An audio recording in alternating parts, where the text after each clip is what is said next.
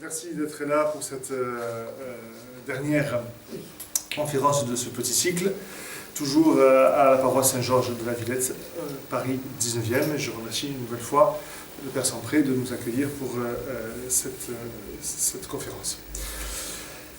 Sixième et dernière, par conséquent, il s'agit de faire déjà un petit bilan de ce qu'on a pu dire et d'en tirer des conséquences sur un plan notamment pratique, étant entendu que le thème général qui était donné, c'était la question du bien commun et du service de la cité. J'ai beaucoup parlé du bien commun, de son contraire, des insuffisantes critiques qui avaient été faites du contraire en question, autrement dit de cette structure moderne de la politique. Et j'ai encore relativement peu parlé directement, en tout cas, du service de la cité. Il va s'agir aujourd'hui d'y venir pour lui-même. Juste avant cela, un bref quand même bilan du parcours accompli. Nous étions partis du constat d'une situation sociale et politique préoccupante pour notre pays, et sans doute pour la plupart de ceux d'Europe. Sur un plan général, mais aussi quant à la place que peuvent et entendent occuper les catholiques dans la société et au niveau de la vie politique. Et de la place qu'ils entendent y occuper, mais aussi de la place qu'on leur laisse, ou qu'on ne leur laisse pas occuper. Bon, le regain virulent ces dernières semaines, malheureusement, de ce qu'on nomme d'un terme qui, à mon sens, n'est pas très bon, mais enfin, je vais le reprendre sans développer plus, ce qu'on appelle donc la christianophobie, donc différents actes de vandalisme. Je disais encore pas plus tard qu'hier, je crois, avait été vandalisé aussi l'orgue de la basilique Saint-Denis, me semble-t-il. Bon, puis il y a eu pas mal de cas ces dernières semaines, malheureusement. Bon, ça ne peut bien sûr que renforcer l'analyse faite que la place laissée aux chrétiens et aux catholiques en particulier est aujourd'hui fort problématique. En tout cas, qu'il y a des personnes qui entendent bien ne pas nous laisser une grande place. Bon, l'affaire est ancienne, étant entendu qu'elle remonterait à tout ce qu'on a appelé l'anticléricalisme, c'est-à-dire en fait l'exclusion des catholiques du jeu politique. Ce constat se terminait sur celui de l'incapacité de l'Église à se positionner de manière vraiment juste et efficace face à cette situation lancinante et qui donc s'accélère à nouveau aujourd'hui. Le sentiment est que, quoi que l'Église ait pu faire, quoi qu'elle ait pu dire, elle est toujours restée dans une position plutôt défensive, sans jamais parvenir à reprendre vraiment la main sur les événements, autrement dit, à retrouver un rôle d'autorité morale capable d'influer de manière durable, profonde, sur le devenir de la culture. Et ceci, on remonte déjà à loin. Alors ce jugement nous a par suite conduit à remonter aux causes en s'interrogeant sur les fondements de la cité, le bien commun, la négation de ce fondement par le nihilisme contemporain et les différentes réponses qui ont pu y être faites, qui toutes, pour des raisons diverses, enfin c'est au cas par cas, mais toutes ont pu nous apparaître comme insuffisantes. Tant celles des penseurs, disons, qui s'inscrivent dans le champ de la philosophie politique moderne, donc qui dressent face à l'anthropologie moderne, à ce qu'on a appelé le nihilisme, des barrières de papier, en fait, comme si on mettait des barrages de papier face à une eau déferlante. Ça ne permet pas de vraiment donner un ordre à la société. Mais insuffisance également des penseurs qui s'opposent au paradigme moderne, les contre-révolutionnaires, principalement, c'est la veine principale, également, qui font partie des penseurs contre-révolutionnaires, mais avec une dimension qui est quand même bien un peu plus précise, un peu plus particulière, les penseurs de l'Église institutionnelle, et principalement les papes, et ceux du XIXe siècle notamment.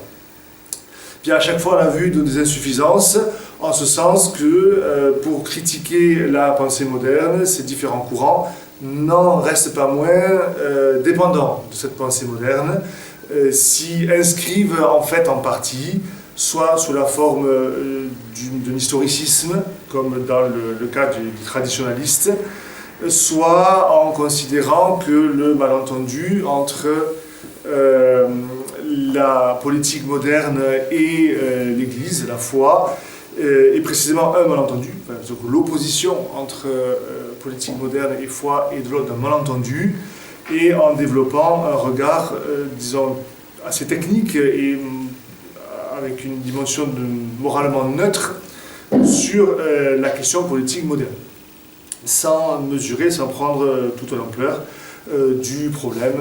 C'est ce que j'avais essayé de montrer les fois dernières. Bien, à chaque fois, et nonobstant une certaine quand même perception aiguë par ces auteurs-là du problème, à chaque fois, on est devant le constat que la pleine mesure de ce qui se joue n'a pas été prise. Alors, sur le plan de la réflexion politique, on peut enfin dire les choses de la manière suivante, je crois, hein, c'est que l'organisation sociale et l'organisation du pouvoir moderne n'est pas, à proprement parler, une organisation politique, au sens propre et entier du terme.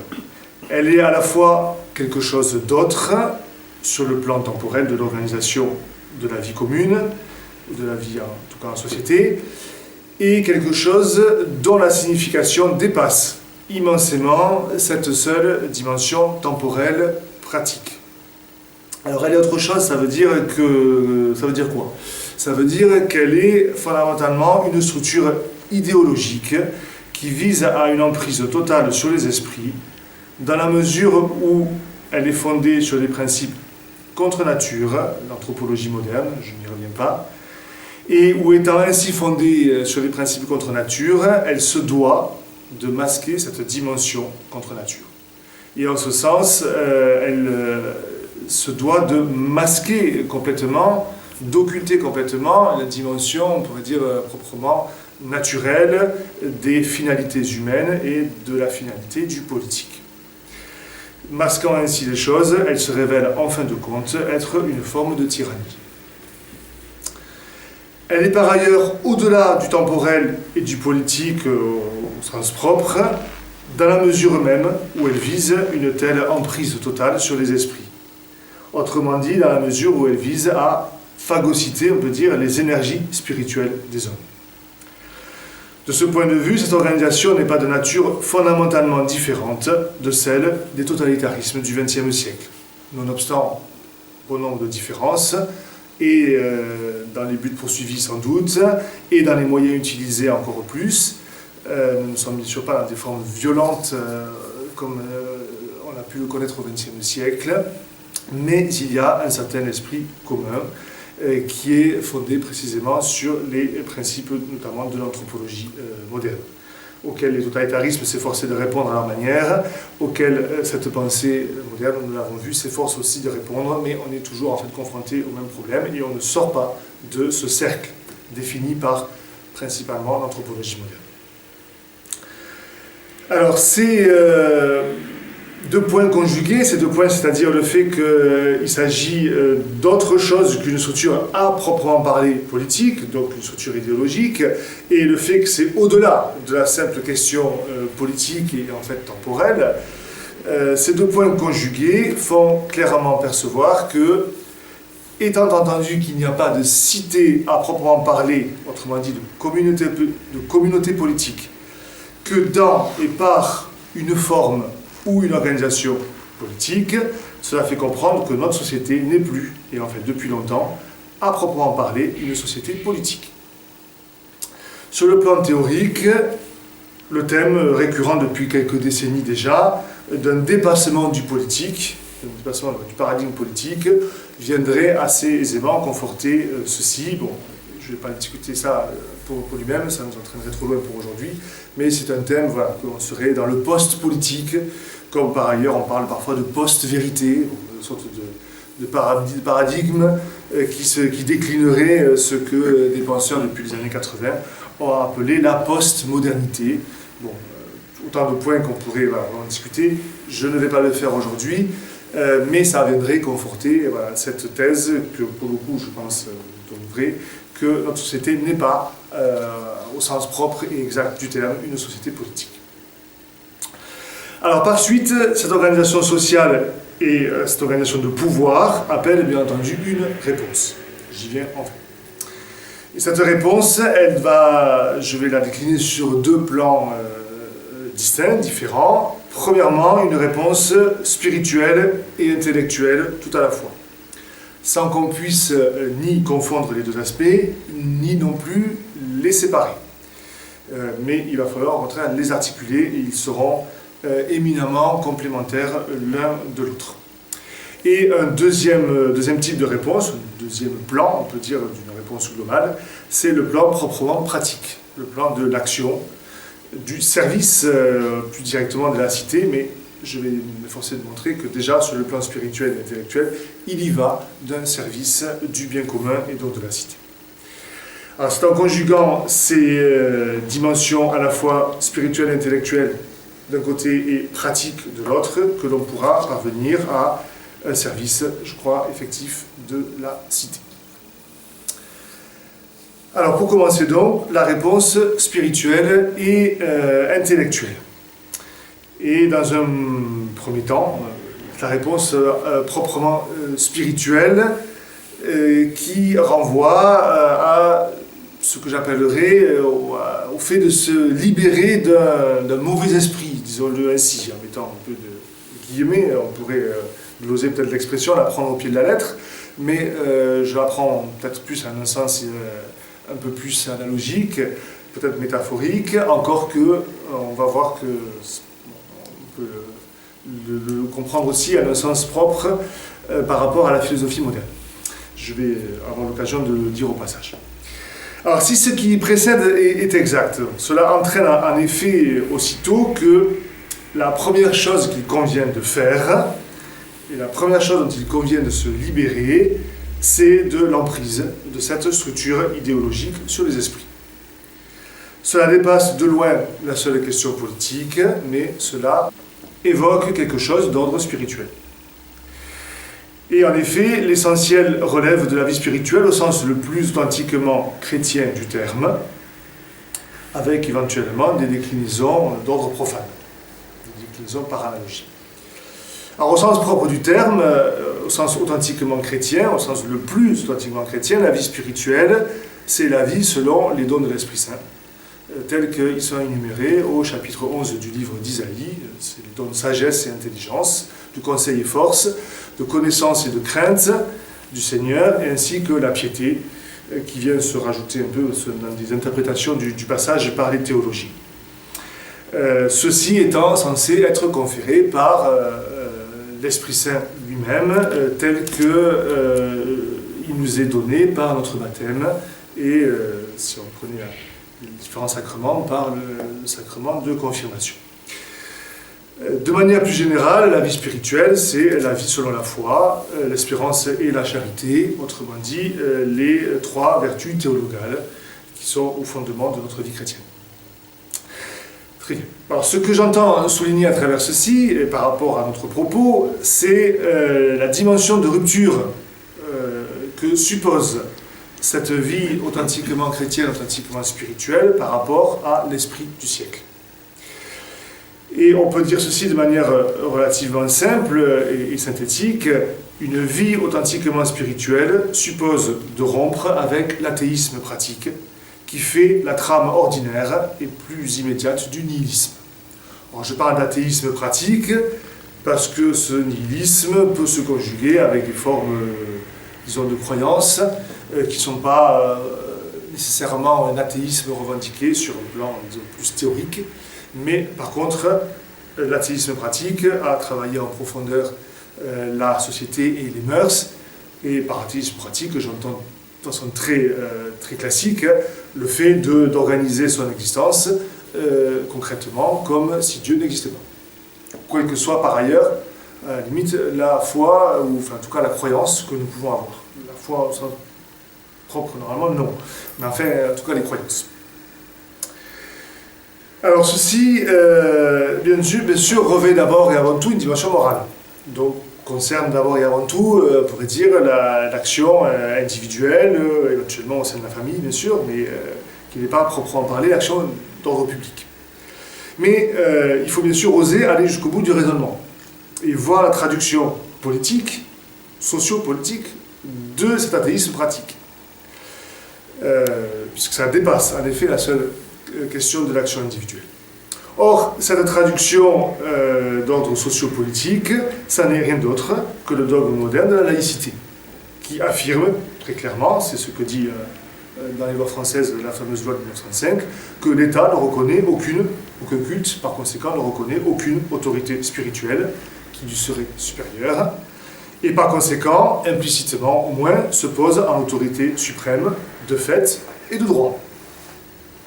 Alors ce que j'entends souligner ici, c'est pas encore en fait directement les conséquences politiques en elles-mêmes, mais c'est les conséquences vraiment spirituelles, l'emprise justement sur les esprits. Car une telle conception du rapport du politique au spirituel, non seulement fait bien sûr sortir du cadre de la chrétienté, qui suppose l'articulation sans confusion, mais l'articulation entre le spirituel et le temporel, mais au-delà du fait de sortir dans les lois et dans la pratique politique du cadre de la chrétienté, cela donne une vision fausse, et ça donne une vision fausse aux croyants eux-mêmes, en tout cas ça risque de le faire, de ce rapport entre temporel et spirituel. Alors, en tout cas, voilà, c'est bien le risque, et il serait sans doute présomptueux de prétendre y échapper complètement. On n'échappe jamais tout à fait à l'influence des lois. À tout le moins, l'important c'est d'en avoir bien conscience de cette structure et d'avoir bien conscience qu'il s'agit en fait d'une certaine violence qui est faite aux consciences. Et c'est bien entendu, cette prise de conscience est le préalable pour peut-être pouvoir s'en libérer, au moins sur le plan personnel, sur le plan de l'analyse que l'on fait des choses et de la compréhension que l'on a de la situation. Précisons que quand je parle ici de traduction politique de l'athéisme pratique, il s'agit bien de ça, car en pratique, concrètement, si l'État s'affirme comme l'autorité suprême, cela veut donc dire qu'il est maître du bien et du mal. Et que c'est par conséquent les lois positives, les lois décrétées par les structures étatiques, de gouvernement, qui vont définir ce qui est bien et ce qui est mal. En dehors même de l'aspect strictement religieux, c'est bien entendu tout le régime de la loi naturelle qui est implicitement nié. Et par conséquent, c'est la porte ouverte bien sûr à toutes les dérives morales et à toutes les dérives politiques. Par conséquent, ça a bien sûr un impact, au-delà bien sûr des seuls croyants, sur les hommes en tant que tels. Voilà, ça ne touche pas que la question de la foi, mais bien la question des fondements même de la morale. Alors, la première chose à faire, redisons-le clairement, c'est de rompre en esprit avec cette logique. Et cette rupture devra sans doute s'accompagner d'une action, je veux dire ici l'action au sens politique. La foi est morte sans les œuvres, et ces œuvres peuvent, au-delà des œuvres strictement caritatives, peuvent bien sûr être des œuvres d'ordre, d'une action publique. Mais avant même ça, ce qu'il s'agit de comprendre, c'est que cette action sera vaine si elle n'est pas appuyée sur une authentique vie spirituelle. Et par conséquent, le premier service que nous pouvons et que nous devons rendre à la cité, c'est d'abord la vie de prière authentique, la vie spirituelle, une libération personnelle, et puis par, on peut dire, influence progressive, par rayonnement personnel et au-delà, une certaine libération par rapport aux des personnes que nous pouvons fréquenter, bref, l'influence que nous pouvons avoir dans les différents cercles sociaux que nous pouvons être amenés à fréquenter. Rappelons-nous la lamentation des psalmistes. C'est le psaume 13 et les premiers versets du psaume 13. Psaume qui dit « L'insensé a dit en son cœur, non plus de Dieu. On commet des actions abominables, personne n'agit bien. Des cieux, le Seigneur se penche vers les fils d'Adam pour voir s'il en est un insensé, un qui cherche Dieu. Tous, ils sont dévoyés, tous ensemble corrompus. Non, personne n'agit bien, non, plus un seul. Ne le savait-il pas, tous ceux qui font le mal, ils mangeaient mon peuple comme on mange du pain, ils n'invoquaient pas le Seigneur. » Alors, on ne peut faire, je crois, de corrélation plus directe entre le religieux et le politique. Ils ne se confondent pas, mais ils ne sont pas séparés. Puisque le psaume déborde de la seule question morale, mais très clairement désigne comme fautifs les responsables. La suite du psaume le fait comprendre. On peut aussi évoquer, bien sûr, l'intercession d'Abraham devant Sodome. S'il y avait eu 10 justes à Sodome, elle aurait été épargnée. Et sans même aller donc, jusqu'à cette dimension d'intercession, donc, qui bien entendu est essentielle sur le plan vraiment religieux, tenons que notre qualité d'action tient avant tout à notre qualité de cherchant Dieu, de personnes qui sont ici comme des veilleurs, comme dirait aussi la Bible. C'est, je crois, le prophète Ézéchiel qui dit être veilleur, fait que Dieu est situé comme veilleur pour Israël. Et c'est exactement la première dimension qu'il nous faut prendre en compte. Bien. Cette dimension, je terminerai sur ça, de vie spirituelle, elle peut bien sûr inclure toutes les dimensions de cette vie spirituelle, jusque y compris la dimension d'action caritative au sens très, très classique du terme, qui peut bien entendu faire éminemment partie de la vie spirituelle, mais la racine, bien entendu, c'est la vie de prière. Alors au-delà de ça, enfin au-delà, en complément, c'est bien sûr part supérieure, c'est second, mais ça vient compléter cette liberté spirituelle. On comprend qu'elle est inséparable d'un regard de vérité sur les choses. Et là, c'est le deuxième point, ce que j'appellerais l'intelligence des choses. Par conséquent, une compréhension davantage d'ordre intellectuel. Notre second devoir immédiat, en effet, comme service de la cité, c'est d'acquérir et développer une véritable intelligence des choses. Il y a l'homme spirituel, mais cet homme spirituel n'est pas séparable de l'animal rationnel que nous sommes. Et la foi a aussi besoin de l'éclairage de la raison, bien sûr, et réciproquement. Mais un point j'en suis, c'est l'éclairage donné par la raison. La philosophie notamment, elle n'est pas forcément la seule, mais elle a bien sûr un rôle ici. La philosophie notamment est servante, et telle est sa noblesse. Elle ne peut pas prétendre à incarner la plus haute sagesse, mais en même temps elle est indispensable. La servante a des compétences que sa maîtresse ne possède pas, et n'a pas à posséder. La répartition des tâches n'est pas uniquement une question de temps, on ne peut bien sûr pas tout faire, mais elle est une question en effet de compétences qui sont diverses. Bon, Saint Paul le dit très clairement dans l'Épître aux Corinthiens, les dons sont divers et tout est en effet forme un seul corps. Il y a ceux qui sont là pour enseigner, ceux pour prier, ceux qui vont s'occuper des pauvres, et ainsi de suite. Et il y a aussi ceux qui sont là pour en effet développer une certaine intelligence des choses et, autant que faire se peut, la partager. Alors, différents plans sont ici, je crois, à distinguer. De manière tout à fait analogue à la dimension spirituelle, il y va d'abord d'une libération de l'intelligence en chacun et chacune d'entre nous. Et là aussi, on peut faire appel, par mode d'analogie, à l'Évangile. Lorsque le Christ nous dit « la vérité vous rendra libre », il entend bien entendu sur le plan spirituel, mais on peut aussi l'interpréter analogiquement sur le plan intellectuel. La vérité aussi naturelle, l'intelligence des choses naturelles, l'intelligence naturelle des choses, est aussi une forme de libération. Saint Paul qui nous dit que la vérité est captive de l'injustice. Bon, cette vérité, c'est bien entendu la vérité spirituelle, dans les termes de Saint Paul, mais on peut là aussi l'interpréter analogiquement, comme une vérité d'ordre naturel, relevant de l'intelligence naturelle des choses. Ce qui est donc décliné sur le plan intellectuel peut analogiquement l'être. Ce qui est décliné, sur le plan spirituel, ou ce qui est dit sur le plan spirituel peut analogiquement être décliné sur le plan intellectuel. Et seule une appréhension correcte des choses peut nous permettre de ne pas y être asservis. Et par suite, d'avoir une action féconde, car on ne bâtit rien sur le mensonge, mais on ne bâtit rien non plus de durable et de solide sur l'erreur et sur l'ignorance. Par conséquent, impératif de formation personnelle pour chacun et chacune, dans la mesure de nos capacités, de nos moyens concrets. Bon, aujourd'hui, selon les situations, bien sûr, ces moyens sont divers, comme toujours. Il y a de nouveau aujourd'hui, avec les moyens informatiques, il y a cette dimension à prendre en compte. Bien entendu, impératif aussi pour ceux qui en sont capables de former les autres. Le savoir est par nature un bien commun. Il n'a d'existence effective que lorsqu'il est communiqué. Et plus il est communiqué, plus il est vivant. Et ici, il faut être humble. Nous avons tous, à toute époque de notre existence, à apprendre. Et nous n'avons bien sûr jamais fini d'apprendre. C'est lors de son procès, c'est-à-dire à 71 ans, que Socrate continuait à affirmer que tout ce qu'il savait, c'est qu'il ne savait rien qui vaille.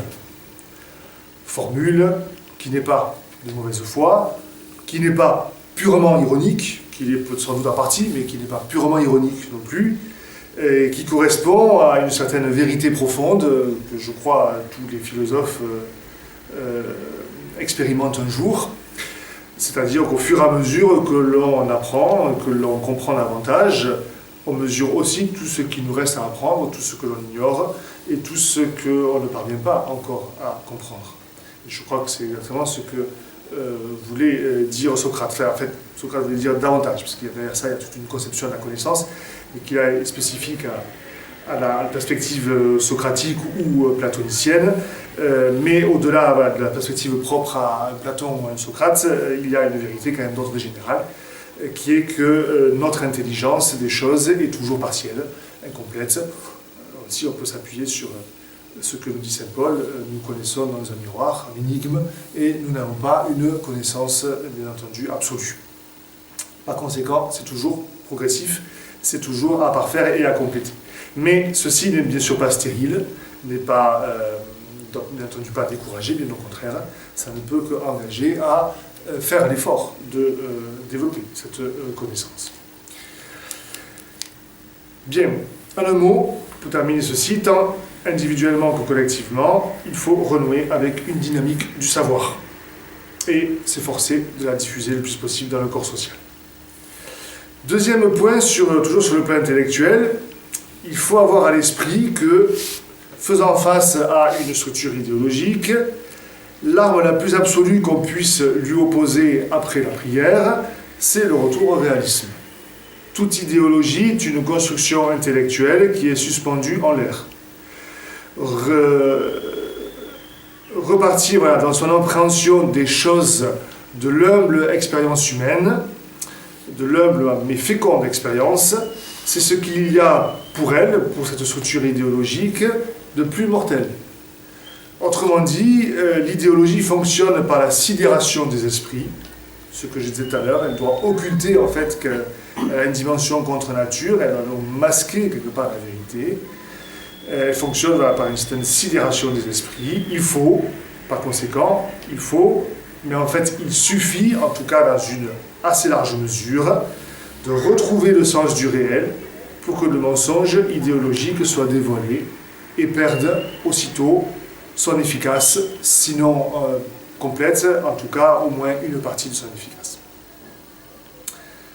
Troisième point, toujours sur le plan intellectuel, il reste la chose la plus ardue, qui est, je crois, que nous n'avons pas, en l'état des choses, une doctrine politique. Nous avons des principes qu'il nous faut tenir fermement. L'homme comme animal politique, le bien commun comme principe premier de l'ordre politique, et de là un certain nombre de conséquences. Ces principes nous permettent de faire des analyses critiques qui sont, on peut l'espérer, justes. Elles permettent d'avoir un regard de vérité sur les choses, mais cela ne suffit pas encore à élaborer une doctrine politique tant soit peu complète. Il y a donc là un travail de recherche à effectuer. C'est de la responsabilité de ceux qui en sont capables, et la responsabilité des autres, c'est de le soutenir, là encore, par la prière, moralement, financièrement, pourquoi pas, enfin, matériellement, pourquoi pas, et ainsi de suite. Là encore, recréer une dynamique du savoir, et qui n'est bien sûr pas conscience politique, mais aussi, bien sûr, en conscience politique. Je précise que ce que j'entends par doctrine, ce n'est pas un programme politique, lequel, en fait, c'est du domaine de ce qu'on appellerait le pratico-pratique, c'est-à-dire vraiment directement en phase avec l'action. Je suis du reste pas tout à fait convaincu de la nécessité d'un programme politique, au sens, en tout cas, où nous entendons la chose aujourd'hui. Mais en tout cas, ce n'est pas ce que j'entends par doctrine. Par doctrine, il faut entendre une certaine conception précise dans le contexte historique qui est le nôtre, qui est celui dans lequel on inscrit sa réflexion et son action, une conception donc précise tant des institutions à promouvoir que des buts à viser, au-delà des finalités naturelles qui, elles, ressortissent au principe. Mais au-delà de ces finalités naturelles, il va falloir les décliner, si vous voulez, à travers des buts plus concrets, plus précis, qui, eux, sont, en partie en tout cas, variables selon les contextes. Et la doctrine, voilà, c'est ça. C'est, en fait, comment incarner et décliner les principes dans un contexte historique précis. C'est une synthèse de ce point de vue-là, et qui est, on pourrait dire, un peu périodiquement à revoir, en tout cas à adapter à des circonstances qui, par nature, sont changeantes. Et ça, précisément aujourd'hui, je crois que nous ne l'avons pas. Alors ça n'empêche pas de se former au principe, c'est déjà bien sûr fondamental, c'est par quoi il faut commencer, mais il est certain que c'est malgré tout un frein, une limite, parce qu'une formation uniquement au principe, qui par conséquent inévitablement d'ordre philosophique, assez strictement philosophique, ça a le défaut de se présenter sans doute comme trop abstrait pour beaucoup. Donc ça limite sans doute la diffusion de ça. Là, il y a un manque qui reste, je crois, dans le contexte qui est le nôtre, à combler. Bon, voilà, c'est un travail à faire. Donc, un travail auquel il convient sans doute de s'atteler. En résumant tout ça d'une phrase, vie spirituelle, travail intellectuel sont les conditions premières pour développer les prémices de la vertu nécessaire à l'action.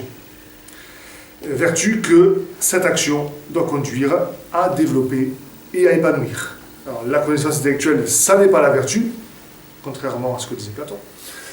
C'est éminemment distinct. La vertu, au sens en tout cas, la vertu pratique, enfin la connaissance intellectuelle est une vertu, mais c'est une vertu intellectuelle, la vertu de science.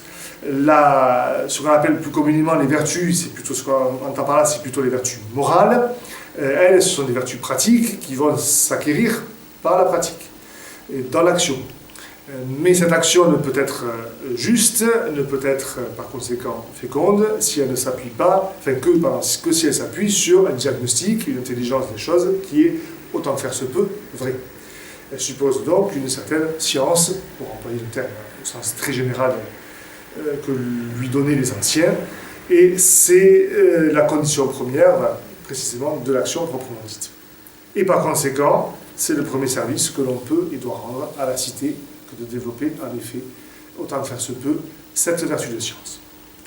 Il reste que, une fois ceci donc, acquis, si je puis dire, au moins dans le principe, il reste qu'il faut bien sûr aussi une réponse d'ordre proprement pratique. Et j'entends ici par réponse proprement pratique vraiment ce qui est du domaine de l'action publique. Au-delà de ce qui serait déjà une forme d'action, mais ce que je disais tout à l'heure, l'action, disons, caritative, que je ferais rentrer dans la vie spirituelle. Là, il s'agirait vraiment de l'action publique et dont le point culminant est bien entendu l'action proprement politique. Bien, alors cette action, elle soulève des problèmes spécifiques, parmi lesquels les principaux, je crois, sont l'ambivalence inévitable d'un engagement, quel qu'il soit, dans les structures existantes, le rapport au pouvoir en tant que tel, et avant cela même, l'état présent de la société dans laquelle l'action serait amenée à s'inscrire. Alors je vais commencer par ce dernier point, l'état de la société, pour ensuite aborder les deux autres. Alors le premier problème évident, en effet, tient à l'état de la société dans laquelle l'action que, par hypothèse, nous serions amenés à développer s'inscrirait. Nous l'avons dit, je l'ai rappelé, cette société n'est plus à proprement parler politique, affirmation qui n'a rien d'abstrait, en fait. Si on lui donne son contenu éminemment concret, ça signifie quoi ? Mais ça signifie que si vraiment le principe premier du politique c'est le bien commun, Si par conséquent une société a proprement parlé politique, c'est une société qui va s'efforcer de promouvoir et par conséquent qui va respecter ce bien commun. Une société qui n'est pas à proprement parler une société politique, c'est une société dans laquelle ce bien commun est au moins fortement diminué, sinon clairement nié. Et dans la mesure où il est diminué, voire purement et simplement nié, cela veut dire que vont émerger et croître les intérêts particuliers. Alors, ce intérêt particulier, bien sûr, des dirigeants, ceux des dirigeants, mais également toutes sortes d'intérêts catégoriels sur un plan économique ou communautaire, selon différents critères possibles, les familles, les clans éventuels, les religions éventuelles, et ainsi de suite. Les communautés particulières s'opposent à la communauté politique dans la mesure où elles sont de véritables communautés, précisément. C'est-à-dire où elles assurent un certain bien particulier, mais qui néanmoins fonctionne comme un certain bien commun aux membres de la communauté en question, mais à un niveau infrapolitique, qui par conséquent va jouer contre les autres catégories sociales ou les autres, couches de la société, les autres groupes sociaux. Et va rentrer dans une sorte de compétition, de lutte, éventuellement dans les cas bien sûr les plus graves et les pires, ça peut dégénérer en violence, en guerre civile, dans le cas bien entendu le plus radical. Mais sans même forcément aller jusque-là, ça rentre dans une certaine compétition et ça mine le bien commun au sens le plus propre, c'est-à-dire le bien politique, celui de la communauté dans son ensemble. Bien. Autrement dit, voilà, ces biens particuliers communautaires ne s'offrent que contre les biens des autres communautés. Bon. C'est, on pourrait dire, pour prendre une image vaut ce qu'elle vaut, comme toute image, c'est un peu le syndrome du tissu rapiécé. On va recoudre un morceau parce qu'il est en train de se trouver, mais le recousant, eh bien, on le rend plus solidaire et on tend à déchirer l'autre partie et au fur et à mesure partir en plusieurs morceaux. Bon, c'est un petit peu ça. Ouais, différentes communautés, plus elles vont se renforcer, et plus elles vont le faire au détriment en fait, du bien de l'ensemble, du bien commun de la société politique dans son ensemble. Bien, alors, dans le contexte qui est le nôtre, je dis là rien qui soit un scoop, on s'en fout, puisque c'est pointé, déjà mis en avant depuis pas mal d'années par un certain nombre d'analystes et de bords divers, la montée en effet des communautarismes dans nos sociétés occidentales, en France, de façon très claire.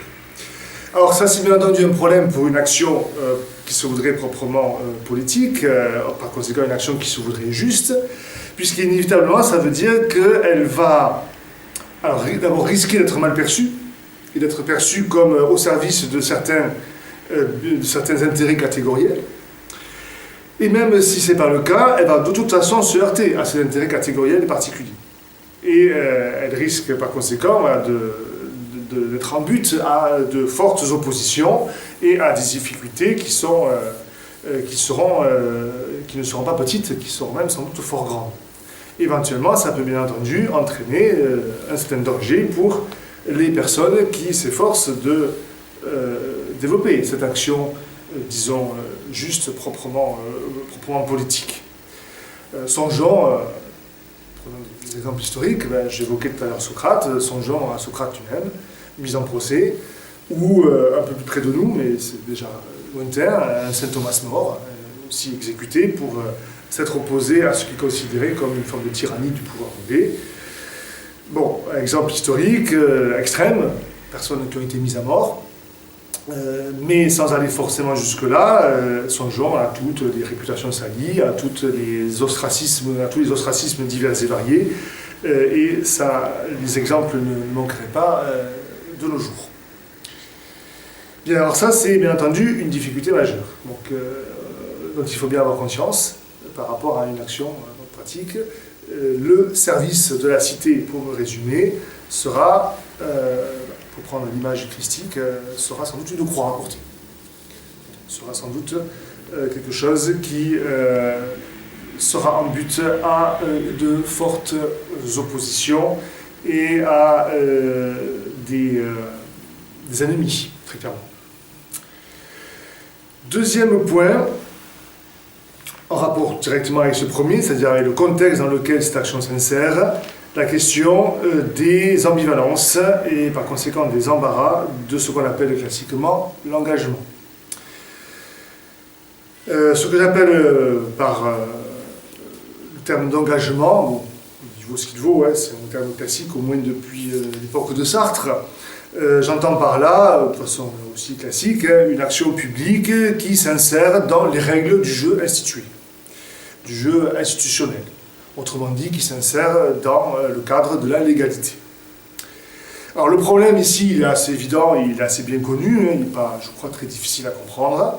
C'est qu'une action publique normale, par exemple briguer un mandat électif dans notre système démocratique, ou dit démocratique, ou choses de ce genre, ça suppose de fait de s'inscrire dans la légalité, et ce faisant, ça ne peut pas ne pas apporter une caution au régime en place. Si je m'inscris dans le jeu commun, ça veut dire inévitablement que je souscris à ce jeu, sinon je ne participerai pas au jeu en question. Et si j'y souscris, ça veut dire qu'en effet, implicitement, je le considère comme, sinon parfaitement juste, en tout cas, malgré tout, quand même doté d'une certaine légitimité.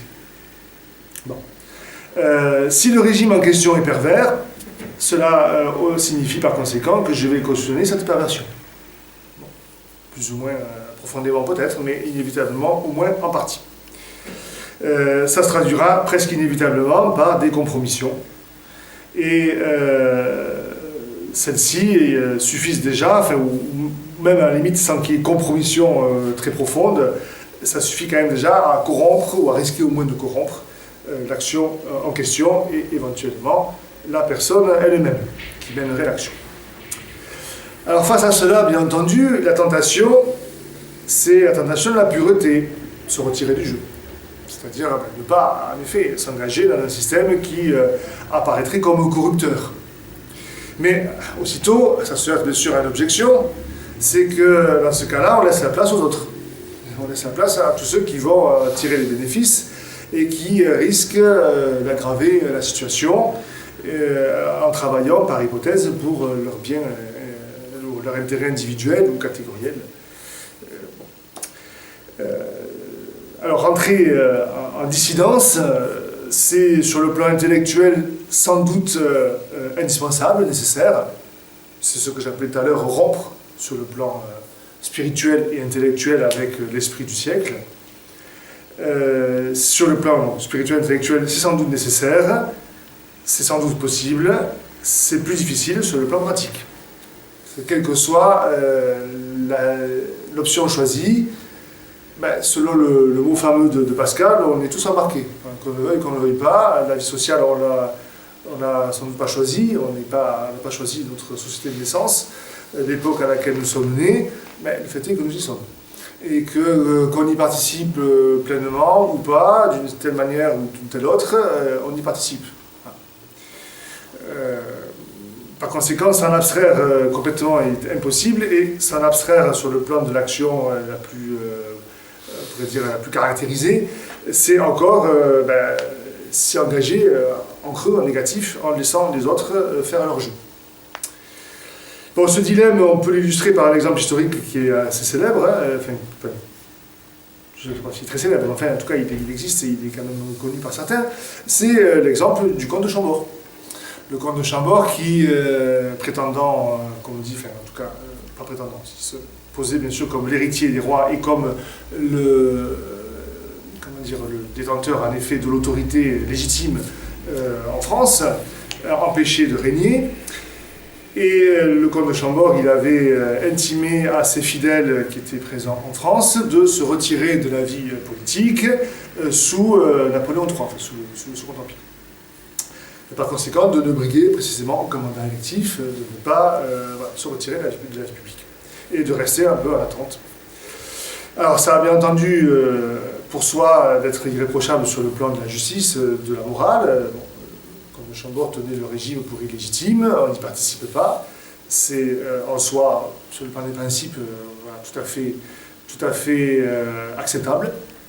Mais ça a eu bien sûr une conséquence fâcheuse, c'est lorsque ils ont, ces fidèles du comte de Chambord, à nouveau participé à la vie publique, lorsque, autrement dit, ils se sont fait élire aux assemblées, à l'Assemblée de 1870, ils étaient majoritaires, mais ils ont fait preuve de la plus grande inexpérience possible, et ils se sont fait manipuler comme des enfants par les autres partis, et de majoritaires qu'ils étaient, ils se sont retrouvés assez rapidement minoritaires, et ils ont fini par laisser échapper complètement le pouvoir. Voilà. Donc ça, c'est conséquence fâcheuse, on ne s'est pas compromis, mais après, voilà, on ne sait pas comment faire, et par conséquent, on est efficace. Alors il ne s'agit pas ici de prendre, pour moi, du tout parti de forte raison de cet exemple historique, bien entendu, c'est un cas, on pourrait dire, d'école, enfin, comme on faisait dans les formations classiques, où on raisonnait sur des cas historiques, en rhétorique ou autre, pour discuter de ce qu'il convient de faire ou de ne pas faire. Bon, on pourrait prendre cet exemple-là. Bon, ce n'est pas mon sujet aujourd'hui, c'est simplement ici pour illustrer en effet le problème de l'engagement ou du non-engagement. Un autre exemple qu'on peut citer, qui est plus proche de nous, qui est l'exemple d'une dissidence organisée. L'exemple le meilleur de la chose, c'est les Tchèques sous les communistes, les personnes dans l'entourage de Václav Havel, qui avaient formé ce qu'un ami de Václav Havel a appelé, c'est le titre d'un ouvrage qui est paru en français en 2009, mais qui est un ensemble d'essais écrits de 1978 à 1989, par donc cet ami de Václav Havel qui est Václav Benda. Et cet essai, c'est la police parallèle. C'était dans l'idée de former, en dissidence de la société officielle, publique, bien sûr dirigée par le Parti communiste, de former une cité parallèle, une police parallèle, une cité parallèle, avec une entraide commune, des services communs, bref, c'est de recréer le plus possible, le mieux possible, une certaine cité. Bon, alors, là aussi, il ne s'agit absolument pas de critiquer la chose, parce que sans doute, dans le contexte, ils ne pouvaient sans doute pas faire mieux, et c'était déjà très méritoire d'arriver à faire ça. Mais bon, historiquement, ça n'a pas en fait fonctionné. Bon, ça n'a pas été bien loin, ça n'a pas vraiment pu se faire. Voilà, autre exemple des difficultés de l'engagement, quelle que soit la forme que cela prend. Alors, au final, participer à la vie publique ou ne pas y participer. Si on suppose des conditions spirituelles et intellectuelles remplies, celles que j'ai énoncées précédemment, on doit sans doute pouvoir affirmer qu'on a affaire ici à un cas particulier qui s'inscrit dans un cas plus général, qui est le cas du positionnement par rapport à la tyrannie. Et si on en prend saint Thomas d'Aquin, par rapport à la tyrannie, par hypothèse, que faut-il faire? Faut-il obéir au tyran? C'est la question classique. Et la réponse de saint Thomas d'Aquin, c'est que, de manière générale, il ne faut pas y obéir, puisque c'est participer à une œuvre mauvaise, à une injustice, etc. Sauf dans le cas où cette désobéissance entraînerait un mal plus grand.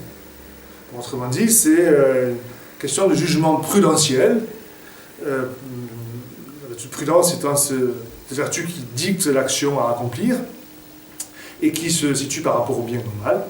Et c'est en fait une question de mesure du bien que l'on peut apporter et du mal qui peut en résulter.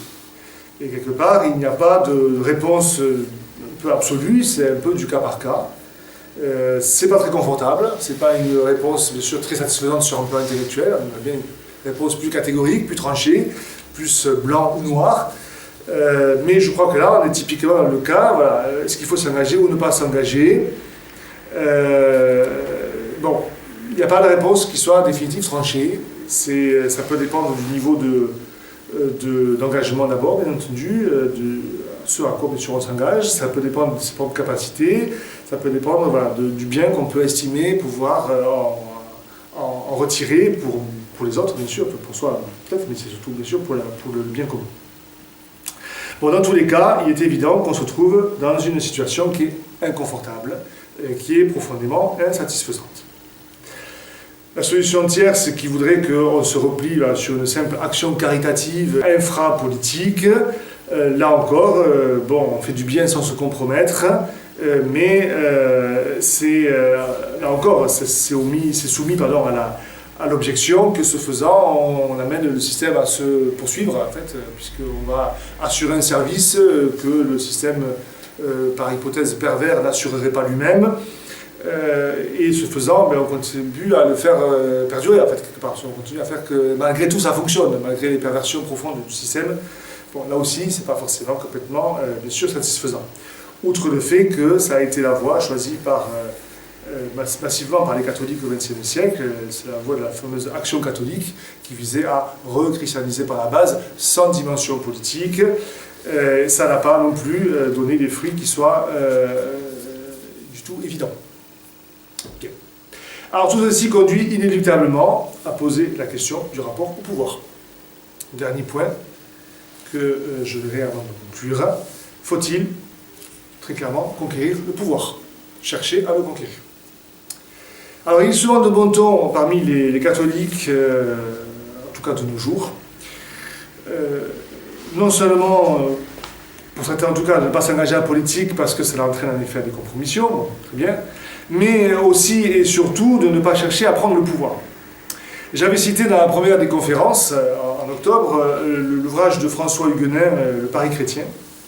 François Huguenin qui passait tout son livre, ou à peu de choses près, à mettre en garde les catholiques contre la tentation de vouloir prendre le pouvoir, sous le prétexte que le royaume du Christ n'étant pas de ce monde, les chrétiens, et les catholiques en particulier, n'auraient aucun droit à revendiquer l'exercice du pouvoir, ce qui signifierait imposer leur foi.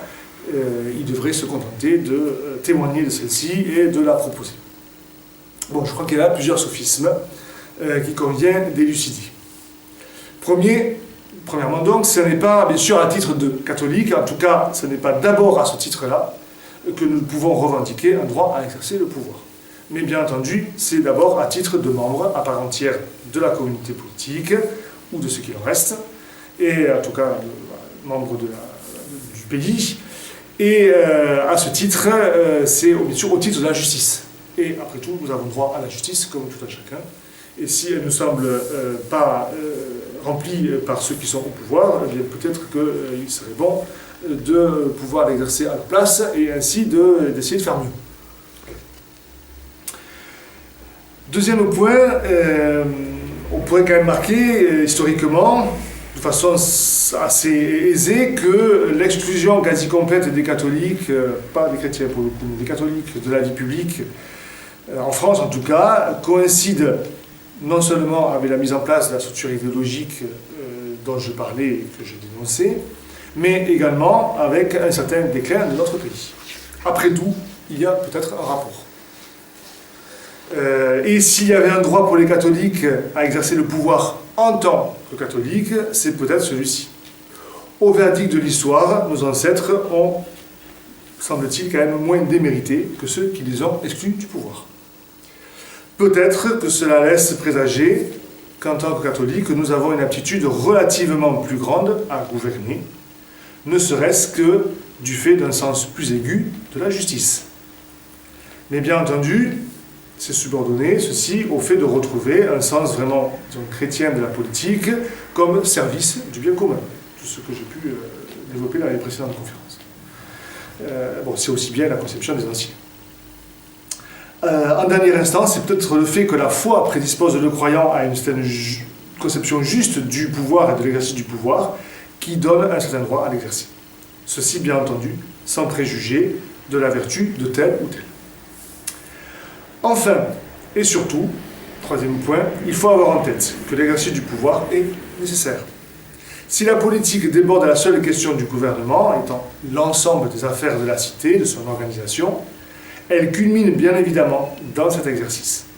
Et ce pour une raison simple, et qui est que si l'unité de la société se fait par le bien commun, à titre de cause finale, de fin que l'on doit s'efforcer d'atteindre, il reste que rendre celui-ci effectif, faire prospérer ce bien commun, cela se fait par mode de cause efficiente, comme on dira classiquement, c'est-à-dire précisément par l'exercice du gouvernement, par les décisions prises par les lois faites, et ainsi de suite.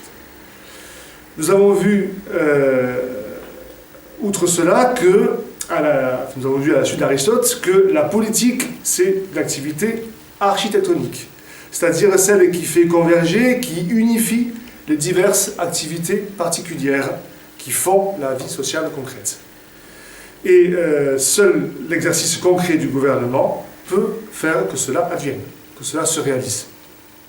Il n'est par conséquent de la plus grande importance, en effet, de viser la conquête du pouvoir, afin de l'exercer pour le bien de la communauté. Et il serait assez aisé de montrer que toutes les apories précédentes, tant pratiques que théoriques, trouvent en fait leur solution dans ce point culminant. Les contradictions par rapport à l'insertion de l'action dans une société corrompue, si on a en effet le pouvoir et qu'on arrive à redresser, à réinsuffler une justice, bref, à refaire une société plus juste, bon, elle ne sera jamais sans doute absolument juste. Bon, le mal fait partie de la condition humaine et c'est bien sûr au-delà du pouvoir du politique, c'est pas politique de pouvoir le supprimer, de prétendre le supprimer, mais enfin on peut quand même avoir une société qui soit plus juste que d'autres, et sans doute plus juste que celle que nous avons aujourd'hui. Et si on parvient à ceci, bien entendu, les apories quant à l'insertion de l'action dans la vie publique, etc., se lèvent, sinon d'elles-mêmes, mais en tout cas, dans le principe, oui, elles se lèvent d'elles-mêmes. Après, encore faut-il, bien entendu, traduire ça concrètement. Bon, quant aux moyens à utiliser pour conquérir ce pouvoir, ça, ils sont à déterminer dans et par l'action elle-même. C'est un sujet en tant que tel, bien sûr, mais là qui dépasse le cadre d'une réflexion un peu sur les principes. Voilà, c'est sur la question des moyens à utiliser pour arriver à pouvoir exercer effectivement ce pouvoir, et bien entendu la question qui est aussi éminemment aiguë et difficile, des personnes susceptibles de pouvoir le faire, et susceptibles de pouvoir occuper, non sans trembler, la fonction suprême sur le plan temporel. Alors je conclurai, c'est la fin, c'est très bien, je conclurai juste très brièvement en disant que bien entendu, ce pouvoir bien sûr nous ne l'avons pas aujourd'hui, c'est bien entendu un but qui doit être, je crois, clairement énoncé, clairement revendiqué par une action des catholiques, mais précisons, qui bien entendu débordait les cercles uniquement catholiques. On est dans le domaine temporel, le domaine profane, ça concerne tous les hommes de bonne volonté, selon la formule consacrée par les évangiles eux-mêmes, paix aux hommes de bonne volonté. Ça peut être entendu bien sûr comme allant au-delà du cercle des baptisés et de ceux qui ont la foi, mais bien entendu sous la condition qu'on se retrouve dans une certaine conception commune de l'action publique. Alors ceci, nous ne l'avons pas, mais c'est bien entendu un but à énoncer, à clairement, je crois, identifier, à clairement revendiquer pour une action commune, d'autant plus que c'est le seul but qui permettra d'unifier, si Dieu le veut, nous en sommes fort loin aujourd'hui, mais d'unifier justement le monde déjà des catholiques, et au-delà éventuellement, et d'unifier une certaine action. Aujourd'hui, nous sommes très fortement divisés sur les conceptions, sur la manière même d'ordre religieux à la limite, mais en tout cas sur les conceptions philosophiques, c'est clair, et par voie de conséquence, nous sommes éminemment divisés sur le plan de l'action. Donc tout ceci ne pourra sans doute retrouver un semblant, ou plus qu'un semblant d'unité, que s'il y a un but en effet clair, identifié, et je crois clairement qu'il ne peut pas y avoir de but qui soit plus clairement identifiable et plus mobilisateur qu'en effet une certaine conquête du pouvoir, au sens le plus noble du terme. Il ne s'agit pas de jouer les bandits et de prendre ça forcément par la force, mais ça c'est question des modalités une fois de plus, mais voilà, c'est un but qui est capable, je crois, en effet de mobiliser et de résoudre tout un ensemble d'apories qui, sans cela, continuent à subsister et, bien entendu, empêchent en fait, une action commune. Donc, quelque part, c'est un cercle vicieux qu'il faudrait arriver à retourner à un cercle vertueux. Et la manière, sans doute, de le faire, c'est en effet de clairement identifier que sans parvenir un jour à pouvoir exercer le pouvoir, nous n'arriverons jamais à redresser l'état du pays et à remettre, dans la mesure du possible, le bien commun au centre de la vie publique, de la vie sociale dans son ensemble. Je vous remercie. Merci.